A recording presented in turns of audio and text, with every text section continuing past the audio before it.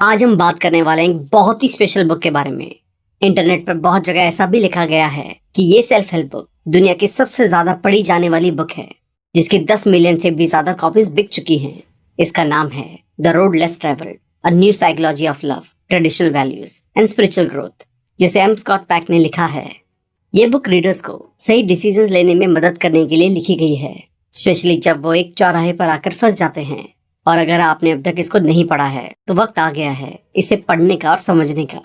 इस बुक को 4 पार्ट्स में बांटा गया है, जिससे आप अपनी मुश्किलों और दर्दनाक जिंदगी से निकल सकेंगे और जिंदगी में बहुत सफल हो सकेंगे। Discipline, love, religion and grace. तो चलिए फिर इनको एक एक करके डिटेल में समझते हैं।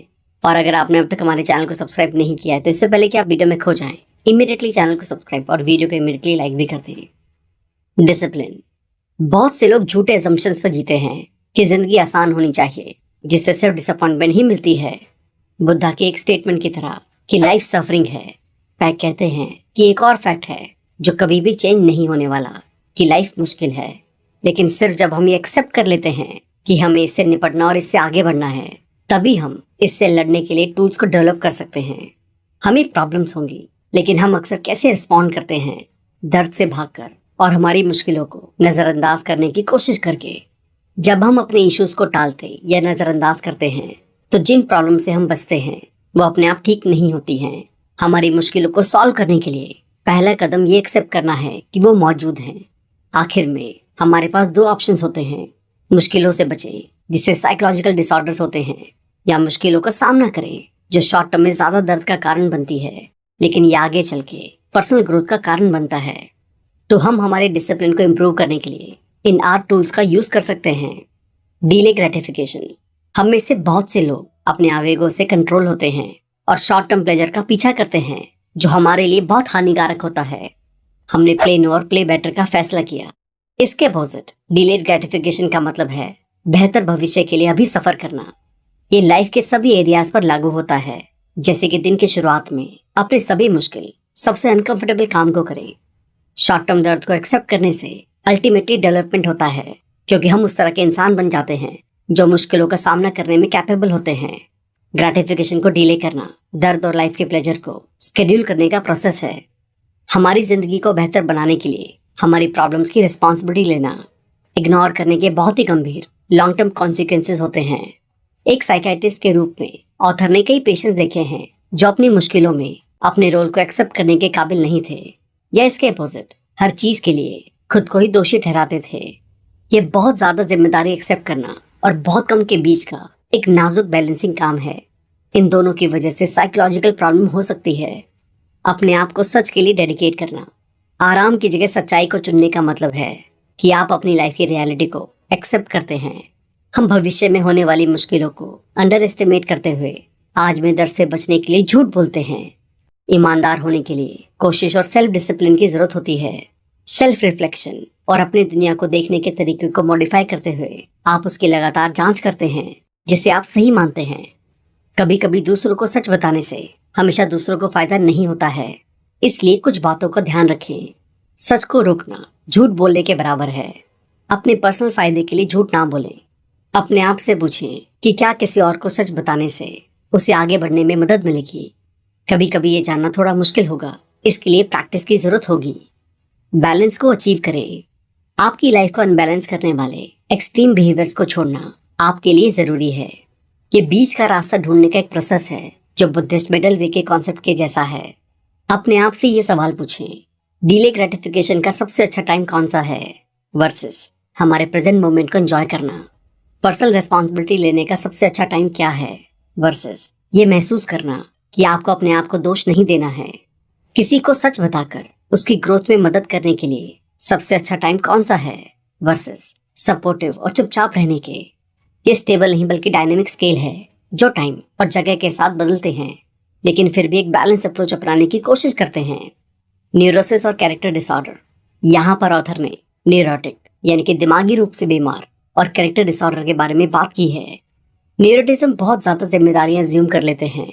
न्यूरोटिक कहते हैं मुझे चाहिए, मुझे चाहिए, और कैरेक्टर डिसऑर्डर कहता है मैं नहीं कर सकता, मैं नहीं कर सकता।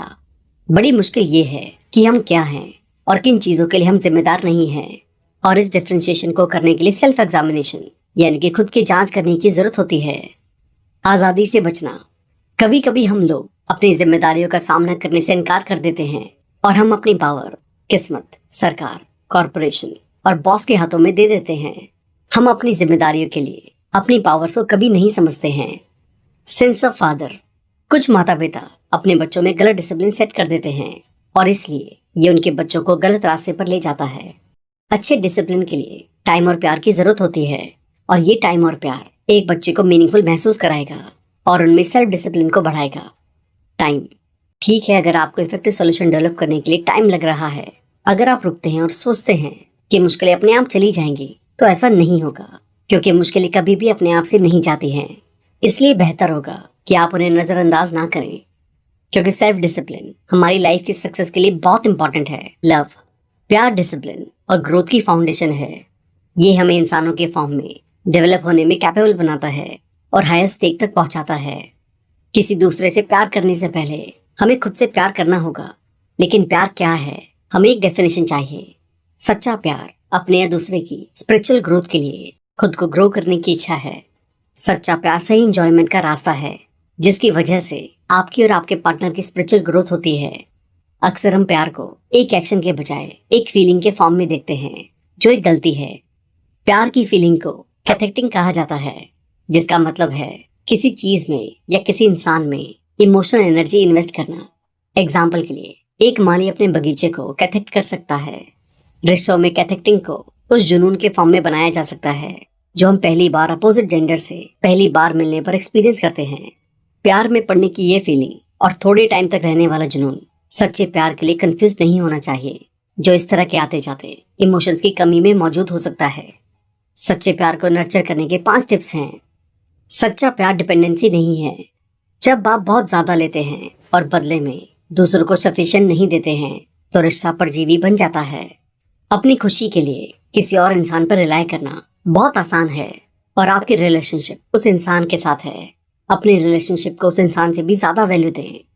एग्जाम्पल के लिए, अपने बच्चे को अपने जैसा बनाने की एक्सपेक्टेशन ना करें। ऑथर ने एक पिता को देखा जिसने सोचा कि उसके बेटे को कोई प्रॉब्लम है क्योंकि वो पढ़ना चाहता है और अपने पापा के बास्केटबॉल के पैशन को फॉलो नहीं करना चाहता। जब ऑथर ने उसके पिता को बताया कि उनका बेटा बास्केटबॉल के लिए हेल्दी नहीं है, तो उन्होंने दूसरे थेरेपिस्ट को ढूंढने के लिए इलाज खत्म कर दिया। सच्चा प्यार लगाव नहीं है। सच्चा प्यार वो है जहाँ एक इंसान अपने पार्टनर को एक अलग इंसान के फॉर्म में देखता है। हमें दूसरों के सपने, वैल्यूज और लक्ष्य को इम्पोर्टेंस देनी चाहिए ताकि वो डेवलप हो सके। स्पिरिचुअल ग्रोथ सच्चे प्यार का अल्टीमेट एक्सप्रेशन है। कमिटमेंट। जैसे जैसे जुनून कम होगा, आप अपने पार्टनर के उन पहलुओं पर ध्यान देना शुरू करेंगे जो आपको परेशान करते हैं। नतीजन, आप उस इंसान में इन्वेस्ट करते रहने के लिए मोटिवेटेड नहीं रहेंगे। बहस हो सकती है, लेकिन अगर आपकी दूसरे इंसान के प्रति कमिटमेंट ज्यादा है, तो आप अपने रिश्ते में सभी अस्थायी अशांति को पार कर लेंगे। इसलिए एक दूसरे और रिलेशन के लिए कमिटमेंट होना जरूरी है। अटेंशन। किसी से प्यार करना फुल टाइम जॉब है। हाँ, हम जॉब इसलिए कह रहे हैं क्योंकि आपको रिलेशन में लगातार अटेंशन देना होता है। आप इसे एक्सेप्ट करना चाहें या नहीं, किसी से प्यार करना, रिलेशन में रहना, प्यार बनाए रखना, सरप्राइजेस के प्लान बनाना, परिवार के साथ डील करना, एक टीम होना, ये सब बहुत बड़े काम हैं।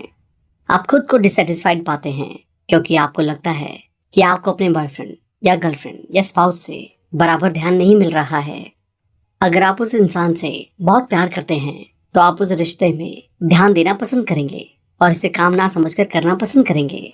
ध्यान देने के 2 टाइप्स हैं। सहानुभूति के लिए, जब आप केवल एक साउंडिंग बोर्ड के फॉर्म में काम करते हैं ताकि वो अपनी भड़ास निकाल सकें। सॉल्यूशन के लिए, जब आप एक्टिवली इनपुट देते हैं ताकि आप उन्हें मुश्किल को फिक्स करने में मदद कर सकें। अलग अलग सिचुएशन के लिए अलग अलग तरह के अटेंशन की जरूरत होती है। हिम्मत। किसी और से प्यार करने का काम आपको कमजोर बनाता है। अगर आप उस दूसरे इंसान को खो देते हैं, ये आपको सफरिंग के रिस्क में डालता है। आप लाइफ में जितना ज्यादा प्यार क्रिएट करते हैं, उतना ही ज्यादा आप रिस्क उठाते हैं। बैलेंस। आप जिसे प्यार करते हैं उसकी मदद करने और अपनी स्पिरिचुअल ग्रोथ की जर्नी में गलती करने देने के बीच का रास्ता ढूंढना चाहिए। प्यार करना कोशिश को एक्सपैंड करना है, क्योंकि इसमें एफर्ट लगते हैं। प्यार आपकी लाइफ में डिसिप्लिन को मजबूत कर सकता है और इसका उल्टा भी। रिलीजन। ऑथर के हिसाब से धर्म की डेफिनेशन बहुत छोटी है और इसे बढ़ाया जाना चाहिए। भगवान में रिचुअलिस्टिक बिलीफ के बजाय इसे उन सभी थॉट्स को शामिल करने के लिए बड़ा किया जाना चाहिए जिनमें सभी के दुनिया को देखने के तरीके शामिल हों। इस डेफिनेशन के हिसाब से हर सभी का एक धर्म होता है जिसको बड़ा किया जा सकता है, क्योंकि इससे हमें नए पर्सपेक्टिव मिलते हैं। दूसरा, हमारी बिलीफ सिस्टम्स और इसके प्रिंसिपल्स का पर्सनल इंटरप्रिटेशन पर यह डिपेंड करता है कि धर्म या तो हमारी स्पिरिचुअल ग्रोथ में मदद कर सकता है या इंटरप्ट कर सकता है। ये अक्सर हमारे परिवार और अपब्रिंगिंग से इन्फ्लुएंस हो सकता है। फॉर्चुनेटली सभी स्पिरिचुअल ग्रोथ हासिल कर सकते हैं।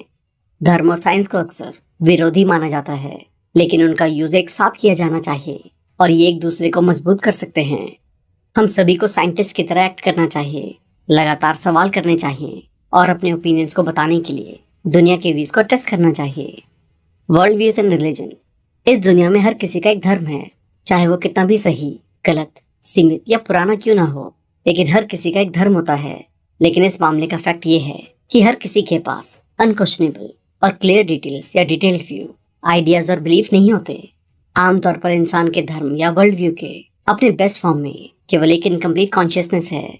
हम वास्तव में दुनिया के बारे में जो सीखते हैं और दुनिया के बारे में हम जो व्यूज बनाते हैं वो वास्तव में हमारे एक्सपीरियंस का कारण होते हैं, जो हमने समाज से या अपनी फैमिली की कम्युनिटी से लिए थे। एक धर्म का डेवलपमेंट किसी के कल्चर के कारण होता है। हम वही मानते हैं जो हमारे आसपास के लोग मानते हैं और हमारे कल्चर का सबसे जरूरी हिस्सा हमारा परिवार है।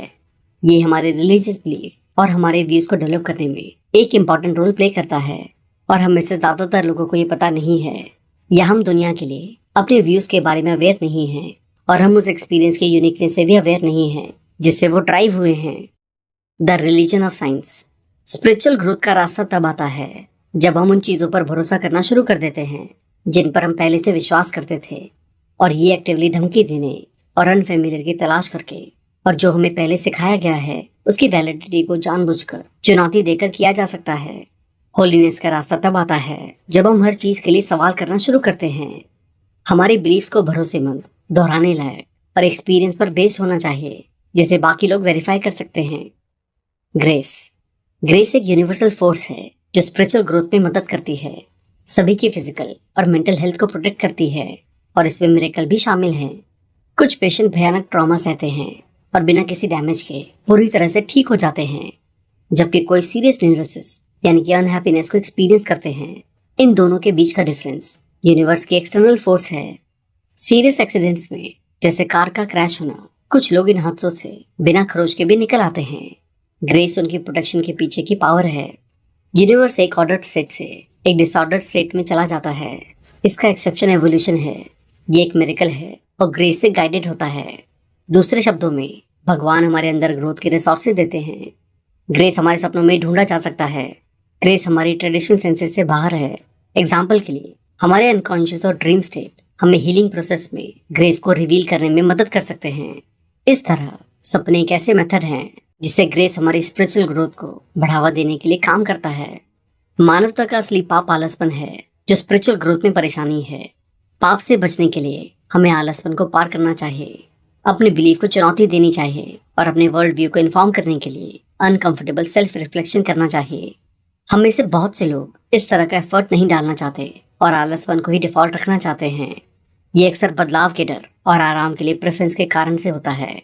आलसपन पर काबू पाकर हम स्पिरिचुअल ग्रोथ को हासिल कर सकते हैं, जिसका अल्टीमेट ऑब्जेक्टिव भगवान बनना है। भगवान चाहता है कि हम उनके जैसे खुद से बने। हम देवत्व की ओर बढ़ रहे हैं। भगवान एवोल्यूशन का गोल है। ऑथर का कहना है कि कॉन्शियसनेस दिमाग का एक छोटा सा पार्ट है और बाकी पार्ट अनकॉन्शियस है। हमारे सपने अनकॉन्शियस को रिवील करते हैं और इसलिए साइकोथेरेपिस्ट को उनके काम में मदद करते हैं। जब हम जागते हैं तो अनकॉन्शियस हमारे साथ कम्युनिकेट कर सकता है। थैंक यू दोस्तों, आई होप ये वीडियो आपको पसंद आई होगी।